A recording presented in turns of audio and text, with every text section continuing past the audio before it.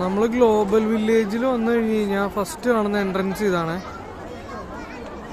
ഒരുപാട് എൻട്രൻസ് ഉണ്ട്, അതിലൊരു എൻട്രൻസ് ആണിത്. 30th global village. അടിപൊളിയാ, വൈബ് രക്ഷയില്ല.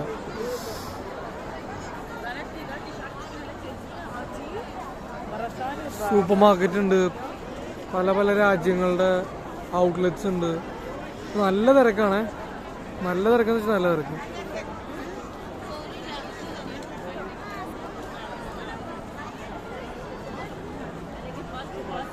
ബാസ്കിൻ റോബിൻസ് ഉണ്ട്.